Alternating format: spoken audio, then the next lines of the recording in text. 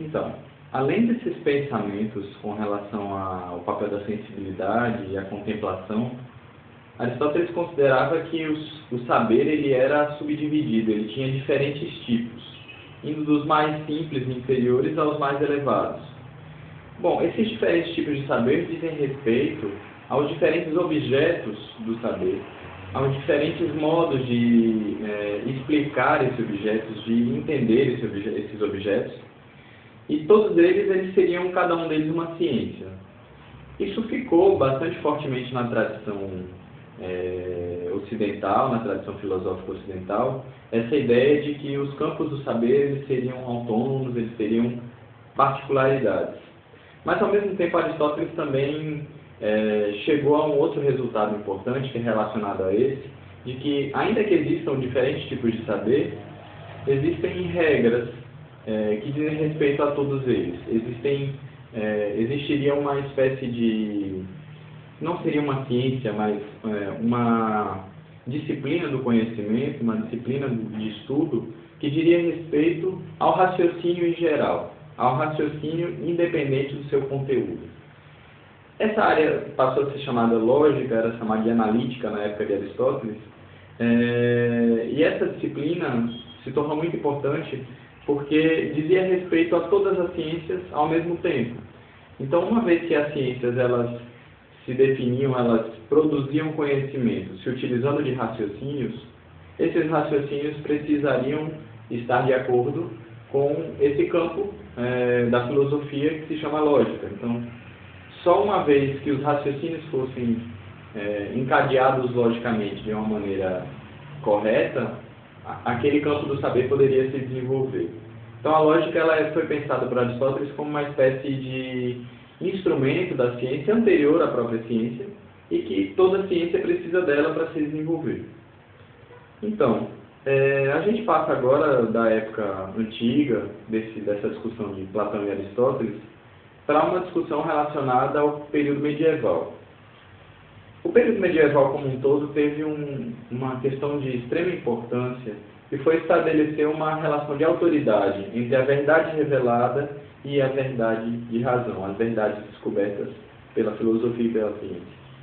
Então, nesse período, há uma subordinação da razão à fé.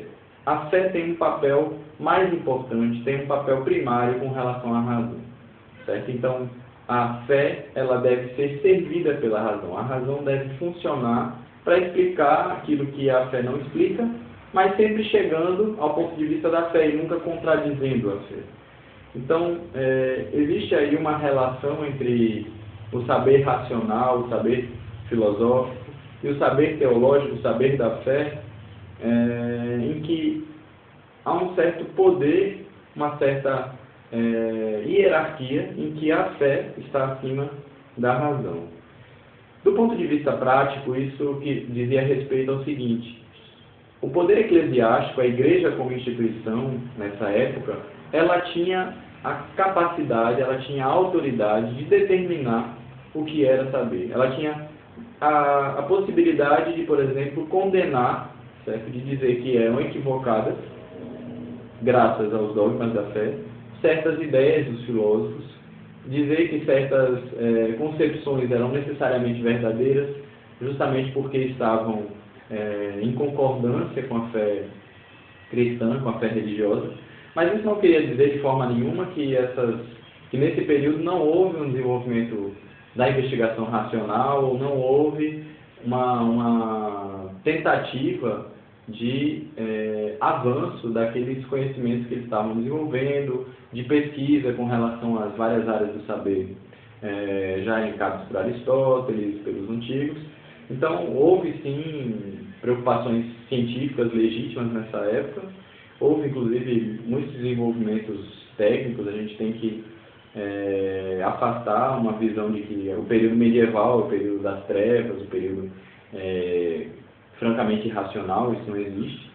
Mas, ainda assim, existia uma característica bastante forte dessa predominância do teológico sobre o racional, sobre o científico e o filosófico.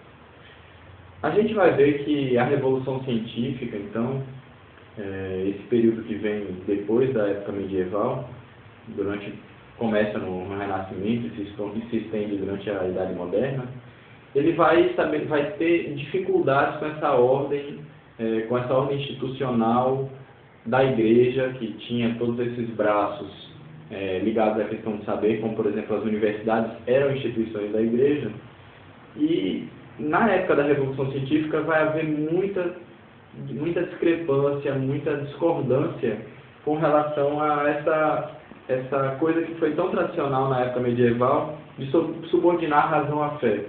Então, na época da Revolução Científica, os cientistas começam a pensar essa relação de razão e fé de uma forma diferente e começam a tentar produzir conhecimento de uma forma distinta, em que não há essa subordinação já explícita. Bom, de uma forma geral, então, vão haver dificuldades da nova ciência de se estabelecer. Em especial, parece que isso vai se dar de uma forma mais forte no caso da astronomia. Então, durante milênios, já Aristóteles e Platão tinham uma concepção de que a Terra estava parada e ao nosso redor giravam as estrelas, os planetas e também o próprio Sol e a Lua, né? Bom, na época da Revolução Científica, a gente vai ter pessoas que vão negar essa ideia, né? Primeiro com Copérnico e depois com Galileu, que vai defender a tese de Copérnico de que, pelo contrário, o Sol está parado e nós giramos ao redor do Sol, né? A Terra gira ao redor do Sol, assim como os outros planetas giram ao redor do Sol. Copérnico criou um modelo astronômico com várias figuras geométricas, círculos, epiciclos, que conseguia descrever o movimento, o aparente movimento que a gente vê no céu, justamente do Sol, das estrelas, dos planetas. Então, com o modelo de Copérnico, você conseguia, fazendo alguns cálculos, prever, por exemplo, aonde estaria daqui a um mês o planeta Marte. Se ele estaria na altura da constelação, por exemplo, de Sagitário ou na constelação de Capricórnio. Isso era possível de fazer com o modelo de Copérnico. A gente pode ficar pensando, então o modelo de Copérnico ele conseguiu descrever coisas novas. Ele conseguiu chegar a explicar situações que o modelo anterior de Ptolomeu não conseguia. Não é verdade. O modelo de Ptolomeu, considerando que a Terra estava no centro do universo, que as coisas giravam ao nosso redor, ele conseguia fazer isso também. Ele conseguia fazer com um grau de correção bastante bom, comparável ao de Copérnico. Então, uma discussão que havia na época e que era muito forte era se o modelo de Copérnico descrevia as mesmas coisas que o modelo de Ptolomeu descrevia, com a mudança de quem ocupava o centro, de quem estava se movimentando. Afinal, o que acontece aí? Qual é o verdadeiro? Porque se os dois descrevem a mesma coisa, se você consegue descrever os mesmos fenômenos com dois modelos diferentes, talvez nenhum dos dois seja verdadeiro, ou talvez os dois sejam verdadeiros. Afinal, o que é verdadeiro? Fica difícil de determinar. E aí Galileu começou a tentar chegar a provas de que Copérnico estava certo, de que era verdadeiro o modelo de Copérnico. Isso era muito difícil de chegar. Depois de tentar várias coisas, ele chegou a algumas ideias, né? Ele chegou à ideia de que as marés seriam uma prova de que a Terra está se movendo, que é equivocado, e chegou à ideia também de que a gente teria provas no céu de que o modelo ptolomaico não estava certo. Por exemplo, a questão das fases de Vênus. Então, o planeta Vênus, observado no telescópio, a gente consegue ver que ele tem fases como a Lua tem fases. Ou seja, a gente vê só um pedaço dele iluminado numa certa época, depois a gente vê outro pedaço, depois a gente vê ele todo iluminado, depois a gente vê ele nada iluminado, a gente vê a face escura dele. Então, ao perceber isso, ele chegou à seguinte conclusão: não, a gente só explica isso se a gente pensar que Vênus gira em torno do Sol e não da Terra. Então, isso modificava o quadro, né? A gente tinha uma evidência empírica, uma evidência de experiência de que Vênus não girava em torno da Terra. Por outro lado, existia um outro problema, porque Galileu ele apontava para isso, mas ele não tinha um modelo, não tinha uma explicação para o próprio funcionamento do telescópio. Então ele sabia, na prática, que se você colocasse uma lente de tal jeito com outra, combinando lentes numa distância, você conseguia fazer um instrumento que permitia você ver mais longe. Mas, por outro lado, eles não tinham nenhuma explicação que pudesse dizer por que esse instrumento funcionava corretamente. Pudesse dizer, olha, eu tenho uma explicação em como isso funciona. Eles não tinham essa explicação. Eles simplesmente sabiam fazer o telescópio. Então, o caso da astronomia foi muito forte para a questão da revolução científica e uma dificuldade muito grande, porque ela enfrentava algumas ideias muito fortemente fixadas na tradição de pensamento de toda a antiguidade e de toda a época medieval. Além do que, realmente, assim, de um ponto de vista de senso comum, parece muito fácil dizer que a Terra está parada. A gente está aqui se movendo livremente, a gente não sente a Terra se movendo, então, aparentemente, a Terra estaria parada. Então, essas dificuldades da revolução científica, elas vão se dar em vários níveis. Vão se dar no nível de chegar a evidências que sustentem essa visão e que derrubem a visão anterior, e também de justificar essas novas evidências, de dizer por que a gente deve considerar essas evidências como algo que aponta para uma verdade diferente do que a gente já tinha, do que a gente já esperava, do que estava, inclusive, muitas vezes ancorado numa instituição de autoridade de fé, de autoridade sobrenatural, que era a Igreja. Então, nesse embate aí, os filósofos da época moderna, eles vão buscar dar bases firmes para o conhecimento científico, se opondo à tradição medieval e, em parte, também antiga. A gente vai agora se aprofundar um pouco em um dos filósofos que faz esse embate, que busca dar uma base mais firme para o conhecimento científico, que é justamente Francis Bacon. Francis Bacon foi um filósofo inglês, né, que morreu no começo do século XVII, e a filosofia dele vai ser apresentada em duas partes. A gente vai falar de uma parte que se chama Crítica dos Ídolos, certo? E depois a gente vai falar do método indutivo. Na parte da Crítica dos Ídolos, a gente vai se centrar na questão do preconceito.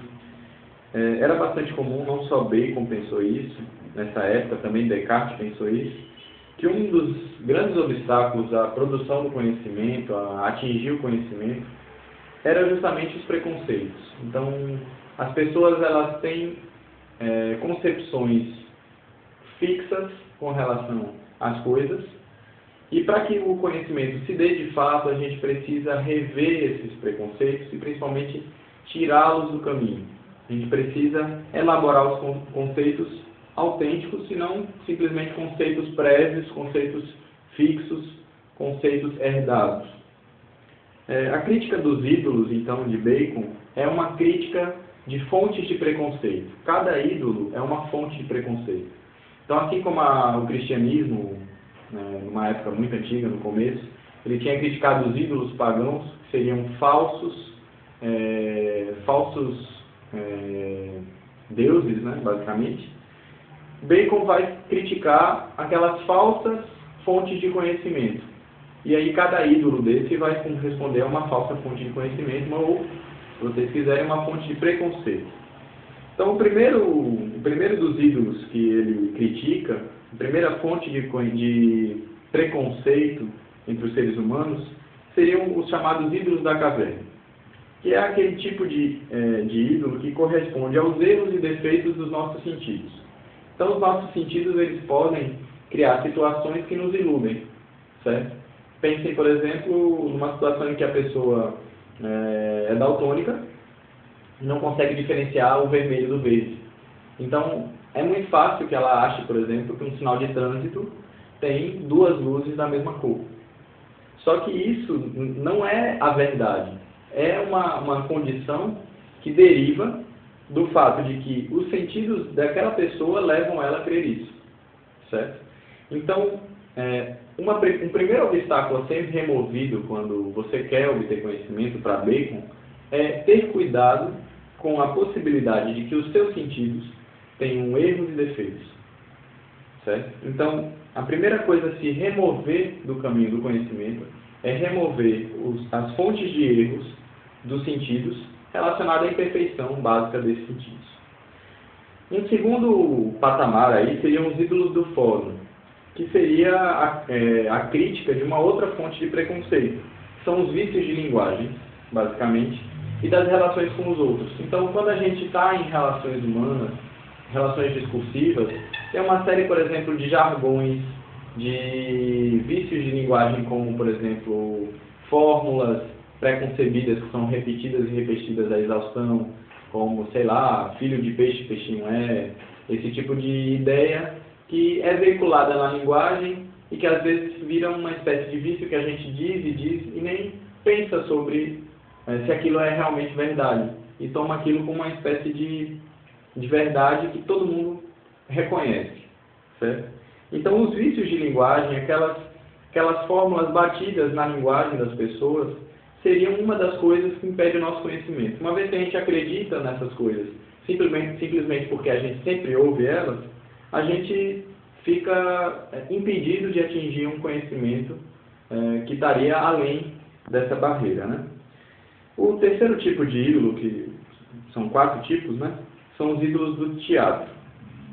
Quando ele se refere a teatro, ele está pensando numa relação hierárquica, uma relação em que tem algumas pessoas que enunciam várias coisas em cima de um púlpito, em cima de um palco, enquanto as outras pessoas ficam ali passivas, embaixo, assistindo a isso, engolindo essas informações de uma forma crítica, de uma forma de espectador, basicamente. Então, quando ele faz a crítica dos ídolos do teatro, ele sugere que a relação de autoridade, a relação de hierarquia no domínio do conhecimento é uma fonte de preconceito. Então, quando a gente admite, simplesmente porque é uma pessoa que está, digamos assim, um nível acima, supostamente acima de nós, que o que ele diz é verdade, a gente está obtendo um preconceito e não um conhecimento.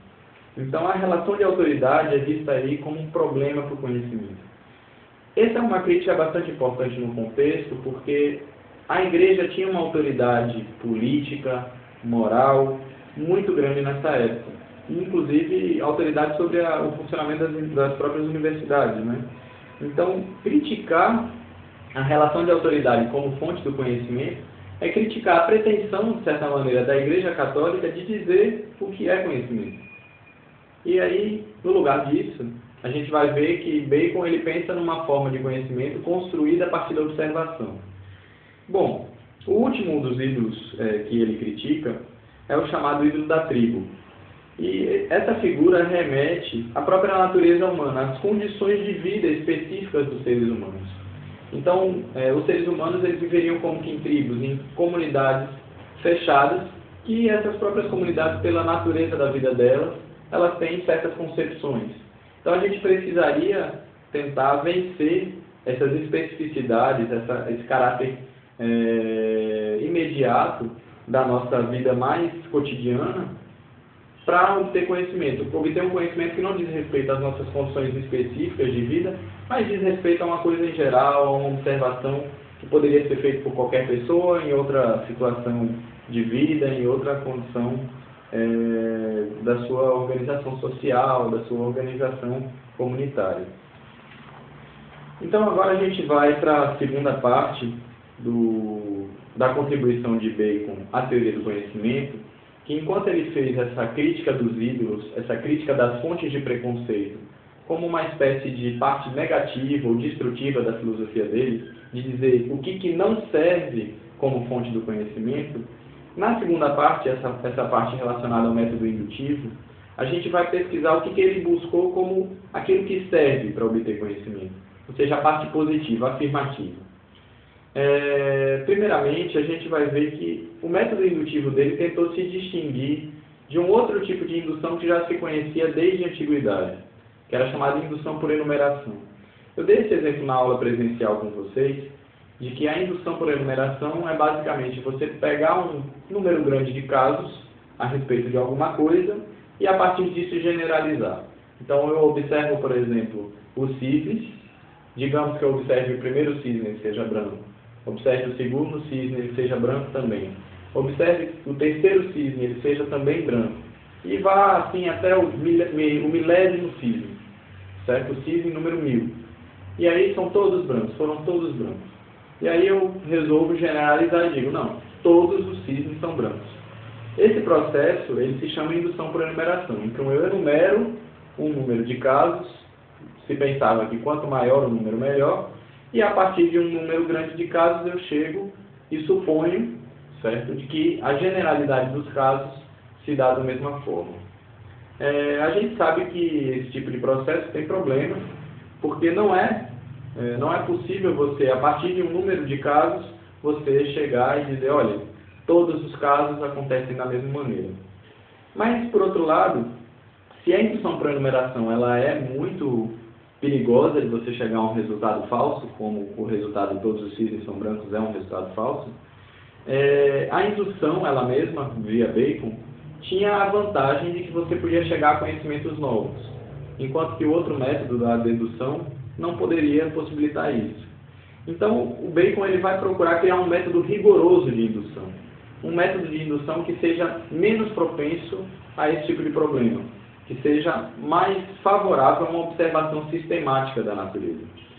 A proposta de Bacon, então, ela vai ter como ponto de partida a refutação desses ídolos, ou seja, desses preconceitos, que ele chama de antecipações da natureza também, ou seja, em vez de você interpretar a natureza cuidadosamente, você antecipa o que a natureza é, você faz suposições vagas, imperfeitas, e aí ele propõe uma espécie de método investigativo que é uma contribuição muito interessante para a ciência e que pode, inclusive, para nós, como futuros professores de biologia, ser interessante para a gente pensar até em métodos de criar situações de aula interessantes, em que os alunos vão fazer uma investigação a respeito das coisas, que seja uma investigação já mais rigorosa do que simplesmente somar casos. Então, o método investigativo de Bacon, ele vai se desdobrar em duas partes. A primeira parte diz respeito à derivação dos axiomas da observação. O que são axiomas? Os axiomas são, digamos assim, verdades com relação aos fenômenos, aqui no caso de Bacon, que explicam esses fenômenos, que a partir desses axiomas você consegue descrever os fenômenos, dizer em que fenômenos acontece tal coisa, certo? E isso se desdobra em algumas coisas. Como é que você deriva, então, os axiomas da observação? Primeiramente, ele não vai fazer indução por enumeração, né? Então, ele vai fazer a indução de um outro modo. Ele vai fazer tabelas, certo? Que ele chama de tábuas, tabelas distintas, em que ele vai agrupar casos. São as tábuas de presença, em que um certo fenômeno acontece, as tábuas de ausência, em que esse fenômeno, nessa tábua de ausência, a gente vai colocar os casos em que esse fenômeno não acontece, e as tábuas de graus, em que a gente vai pensar não mais a questão da presença ou ausência dos fenômenos, mas a gente vai ver comparações entre esses fenômenos. Então, aonde o grau desse fenômeno é maior e aonde o grau desse fenômeno é menor. Eu vou dar um exemplo aqui para tornar isso mais claro. Então, digamos que a gente vai fazer um estudo com relação à natureza do calor. A gente quer saber o que o calor é, como funciona o calor. E a gente vai fazer uma tabela com a presença de calor, situações em que há o calor. Esse exemplo ele é um exemplo histórico, certo? E é uma pesquisa que, de fato, Bacon fez. Ele tentou fazer uma pesquisa do que seria o calor a partir de uma observação da natureza desse tipo, que eu vou explicar. Então, nas tábuas de presença do calor, a gente vai colocar os eventos em que a gente observa que há calor. Então, a gente poderia colocar, por exemplo, a presença do fogo. Quando há o fogo, há calor. A presença do sol. O sol ele é um elemento que faz a gente sentir calor. Os animais, alguns animais eles são quentes, a gente toca neles e sente calor. A gente poderia citar as aves e os mamíferos, basicamente. Além disso, a gente poderia pensar em fenômenos como a fricção. Se a gente faz fricção de corpos sólidos, por exemplo, das mãos, a gente vai sentir também a presença do calor. Então, a presença do calor a gente faria com que a nossa tábua de presença ficasse com a maior número de situações em que a gente observa o fenômeno do calor, e aí a gente teria essa tábua de presença. Por favor, não pensem na física atual, essa ideia de calor que ele tem é uma ideia equivocada, né? Bom, Por outro lado, ele chegaria a uma tábua de ausência também. Ele iria fazer ao lado da tábua de presença uma tábua de ausência de calor. E aí ele poderia dizer, olha, a ausência de calor, quando a gente pega na neve, a ausência de calor nos raios da lua, na luz da lua, a ausência de calor nos peixes. Os peixes a gente pega neles, eles não passam calor para nós. E diria de uma série de coisas que há ausência de calor.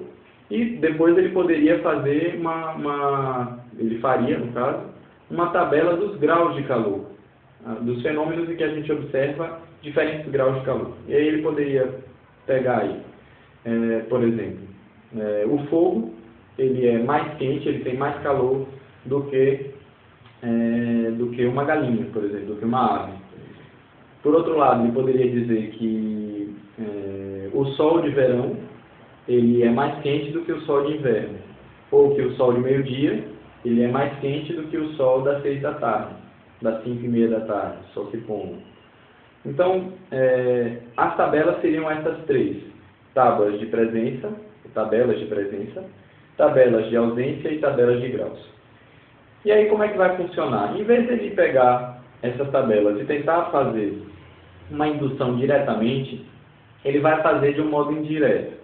O que ele vai pegar? Ele vai pegar uma hipótese, ele vai pegar uma ideia com relação ao calor e vai testar com relação a essas diferentes tabelas. Então, por exemplo, ele pode querer dizer que o calor é um fenômeno celeste, é um fenômeno que vem do Sol e só do Sol. E aí ele vai olhar para a tabela de presença e vai ver lá que os raios do Sol são uma fonte de calor, beleza. Só que aí ele vai ver lá também que tem outras coisas que são fonte de calor. Então ele vai ver lá, por exemplo, os animais homeotérmicos, ele vai ver lá na tabela de presença dele o próprio fogo no ambiente terreno. Então ele vai ter que dizer, olha, essa minha hipótese de que o calor é uma coisa celeste, é uma coisa que vem do céu, somente do céu, ela é falsa. Então essa hipótese não vale. Então isso é descartado. E aí depois ele poderia fazer uma nova hipótese, de dizer, não, por outro lado, todo fenômeno celeste é fonte de calor. E aí ele olharia para a tabela de presença, veria lá que os raios solares são uma fonte de calor. Até aí tudo bem. Os raios solares são um fenômeno celeste, beleza. Só que aí ele iria para a tabela de ausência e veria lá que os raios da Lua, que são um fenômeno celeste, eram considerados um fenômeno celeste nessa época, não são fonte de calor. Então a segunda hipótese que ele fez, de que todo fenômeno celeste é fonte de calor, seria falsa. Então, o processo dele é criar uma hipótese, olhar essa hipótese, ver o que os dados da observação mostram a ele, e eliminando hipóteses, até chegar ao objetivo dele, que é chegar a uma hipótese coerente com a observação. Ou seja, uma hipótese que nenhuma das observações dele mostre que a hipótese é falsa. Então, essa hipótese que resiste à observação, que não é falsificada pela observação, que é, digamos assim, que dá certo com todos os dados da observação que ele teve, essa é a primeira observação que ele colhe, é a primeira verdade, digamos assim, que ele retém. Na filosofia dele, isso é chamado de primeira vindima, significa primeira colheita. Então, a primeira parte vai ser exatamente isso. Chegar a um axioma que seja, a uma verdade que seja correspondente com a observação. Ele chegou a isso? Ok, então a primeira parte acabou. Vai agora para a segunda parte. A segunda parte vai ser a derivação de novos fenômenos dessa primeira verdade, dessa verdade inicial, primeira vindima, por meio de técnicas experimentais. Então ele chegou a uma certa verdade, uma certa ideia teórica com relação ao fenômeno do calor, por exemplo. Então ele vai tentar chegar, por exemplo, a novas conclusões. Então ele não observou certas coisas. Mas essa verdade que ele chegou pode, por exemplo, indicar coisas que ele deveria esperar. Coisas que ele não observou, mas ele deveria esperar que certas coisas se dessem desse jeito. Então ele vai, por técnicas experimentais, testar essas novas coisas que ele consegue imaginar que deveriam ser de um certo jeito. Então há um processo de correção aí. Então, na medida em que essa ideia dele continuar sendo confirmada pelos novos fenômenos, pelos novos experimentos que ele for tentando, então a teoria está boa, ela resiste. Na medida em que ele encontrar observações que contrariam essa primeira ideia dele, primeiro axioma com relação a como funciona a natureza, aí ele vai ter que rever o processo. Ele vai ter que chegar a uma nova ideia do que explica o fenômeno. Então, o método investigativo dele, e isso é muito interessante, pensa a questão do conhecimento como um processo contínuo de observação e refinamento dos resultados.